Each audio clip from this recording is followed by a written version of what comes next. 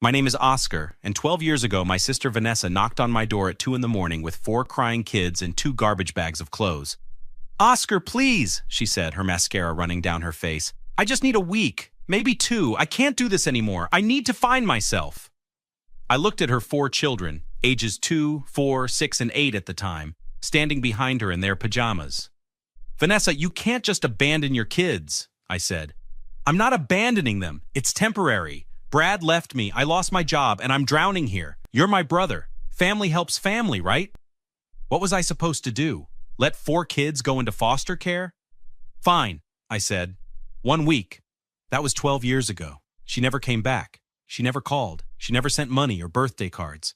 I raised those kids. I went to parent-teacher conferences, coached Little League, helped with homework, paid for braces and school supplies. I became their legal guardian through the courts when she didn't respond to any notices. I became their dad in every way that mattered.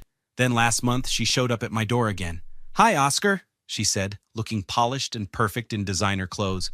Vanessa, what are you doing here? I'm here for my children. I'm ready to be a mother again.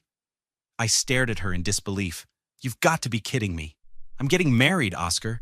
Richard is a wonderful man, very successful. He's running for city council, and we want to present ourselves as a complete family. The kids will have everything they need. They already have everything they need. Here, with me. The only parent they've known for 12 years. Her smile disappeared. They're my children, Oscar. Biologically mine. I want them back. No, I said firmly. Then I'll go to the police and tell them you kidnapped them. What? Are you insane?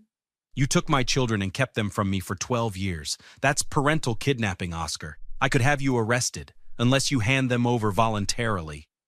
I couldn't believe what I was hearing. Get off my property. You have 1 week to think about it. Then I'm going to the police and the media. Imagine the headlines, local man kidnaps sister's 4 children. Your life will be over. She turned and walked away, leaving me standing there in shock. That night, I called my best friend David. She threatened to accuse you of kidnapping? He asked. That's insane. I have all the paperwork. I have legal guardianship, but she's threatening to go to the media, make false police reports, ruin my reputation. You need a lawyer, man, like yesterday. I know, I can't believe my own sister would do this. Believe it, Oscar. She abandoned those kids, and now she wants them back as accessories for her rich fiancé's political career? That's next-level toxic. The next morning, I met with Marcus Chen, a family law attorney David recommended. So let me get this straight, Marcus said, reviewing the documents I'd brought. She left the children with you 12 years ago, never contacted them, never paid child support, and you obtained legal guardianship through the proper channels? Yes, I have the court order. I have text messages from back then where she said she was leaving and wouldn't be back. I have emails from her parents confirming she abandoned them. And now she's threatening to file false police reports? She wants to use the kids as props for her fiancé's political campaign. She actually said that. Marcus leaned back in his chair. Oscar, she doesn't have a leg to stand on legally. But false accusations can cause real damage before the truth comes out. We need to be proactive. What do you suggest? First, we document everything. Record every interaction with her. Virginia is a one-party consent state for recording. Second, we gather every piece of evidence showing she abandoned these children and you stepped up. Third, we prepare a cease and desist letter. And if she actually files false reports, we hit her with defamation and harassment charges. Can we really do that? Absolutely. False allegations of kidnapping are serious. The police will investigate, see your legal guardianship papers, and realize she's lying. Then she'll face consequences. I felt relief wash over me. So we have a case? Oscar, you don't just have a case. You have an airtight case. Let her try her stunt. We'll be ready.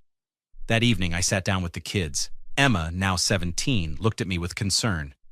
Dad, what's going on? She asked. You seem stressed. I'd been dad to them for so long that it felt natural. Your biological mother contacted me. She wants you guys back. Emma's face hardened. You mean the woman who dumped us on your doorstep when I was 8 years old? The one who never called on our birthdays? Yes, that's the one. No way, Emma said. You're our dad. You raised us. She doesn't get to just waltz back in.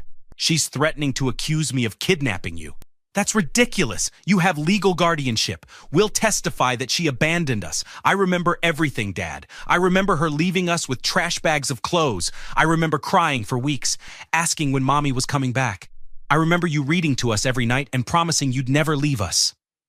I need you to be prepared. This might get ugly. We're not going anywhere, Emma said firmly. We're with you, always. 2 days later, Vanessa made good on her threat. Marcus called me at work. She filed a police report, he said, claimed you took her children 12 years ago and refused to return them. She's also posted on social media that her children were kidnapped by her brother and she's fighting to get them back. What do we do? The detective assigned to the case is named Rodriguez. She's fair and thorough. I've already sent her all your documentation. She'll see through this quickly. Detective Rodriguez called me that afternoon. Mr. Oscar Brennan? She asked. Yes, that's me. I'm investigating an allegation that you unlawfully kept your sister's children from her for 12 years. Can you come to the station? Of course. My attorney, Marcus Chen, will be with me. That's fine. Tomorrow at 10 a.m.? I'll be there. Marcus and I arrived at the police station with 2 file boxes of evidence. Detective Rodriguez, a no-nonsense woman in her 40s, gestured to her office. Have a seat. Detective, before we begin, Marcus said, I want to make something clear. My client has full legal guardianship of these children, granted by the court 12 years ago. He has documentation of every attempt to contact Miss Brennan during that time, all of which went unanswered. This is a case of parental abandonment, not kidnapping. I'm aware, Detective Rodriguez said. I've reviewed the documents you sent.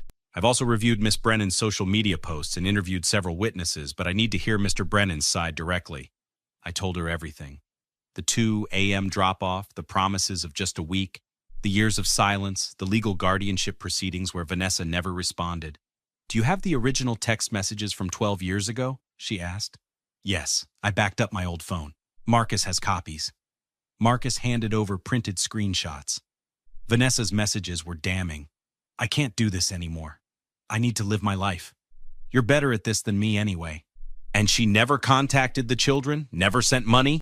Detective Rodriguez asked. Not once. Her own parents will testify to that. They tried to get her to come back, to at least send birthday cards. She refused. Detective Rodriguez made notes. And now she's engaged to Richard Montgomery, who's running for city council? Yes. She told me she wants the kids back to present a complete family image for his campaign, using children as political props, the detective muttered. Interesting. My phone buzzed. It was David. Oscar, turn on Channel 7 News now. I pulled up the live stream. Vanessa was on television crying into a microphone. My brother took my children from me 12 years ago, she sobbed. I've been fighting to get them back ever since. He's brainwashed them against me. I just want my babies back. Detective Rodriguez watched the stream with me, her expression darkening.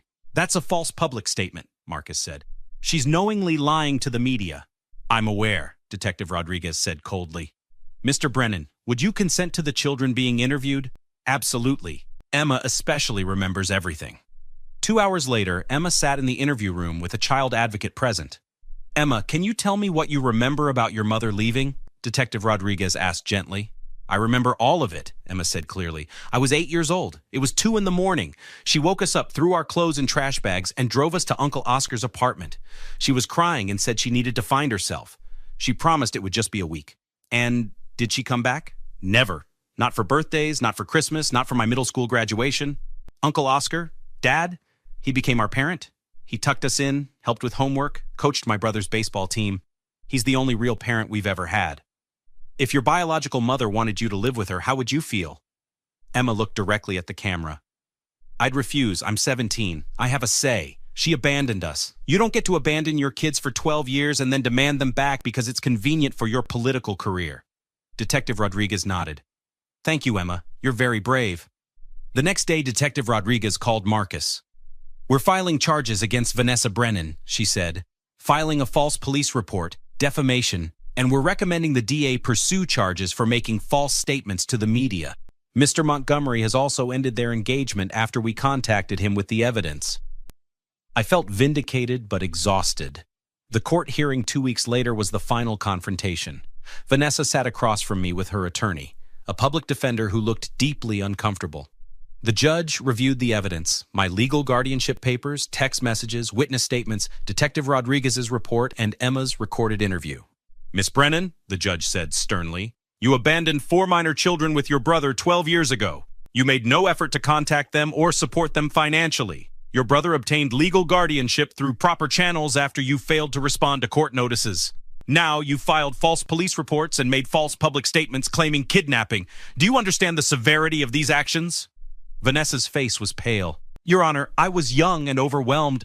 You were 28 years old enough to know that abandoning children has consequences. I want to make things right now. It's too late for that. You're being charged with filing a false police report and making false public statements. You're being fined $15,000, sentenced to 200 hours of community service, and I'm issuing a permanent restraining order. You are to have no contact with these children unless they initiate it as adults. But they're my children. No, Miss Brennan, they were your children. You gave up that right when you abandoned them. Mr. Brennan has been their parent for 12 years. That's not kidnapping, that's heroism. Marcus leaned over and whispered, "We're also pursuing civil charges for defamation. Her false accusations damaged your reputation. We're suing for $100,000. After the hearing, Vanessa tried to approach me in the hallway. "Oscar, please," she said. "I'm sorry. I made mistakes. Can we please just talk?" "No," I said firmly. "You don't get to apologize your way out of this. You abandoned 4 children. You threatened to destroy my life with false accusations. You used your own kids as pawns. There's no coming back from that." "But I'm their mother!" "No, you're the woman who gave birth to them. I'm their parent. There's a difference." Her attorney pulled her away before she could respond. That evening, all 4 kids, now young adults and teenagers, sat with me in our living room.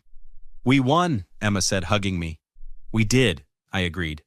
"Dad, why did she do this?" asked Tyler, now 14. "Some people only care about themselves," I said. "Your mother wanted you back because it made her look good, not because she actually wanted to be a parent. That's the difference between someone who gives birth and someone who raises a child." "You raised us," Emma said. "You're our real dad." I'd never been prouder. Justice isn't always about revenge. Sometimes it's about standing up for what's right, protecting the people you love, and refusing to let someone rewrite history to serve their selfish purposes. My sister tried to use the legal system as a weapon against me. Instead, the legal system recognized the truth. I'd been these kids' parent all along. Have you ever had someone try to take credit for your sacrifices or accuse you of wrongdoing when you were actually the hero? What would you have done in my situation? Like and subscribe for more stories about people who refused to be victims and fought back the right way.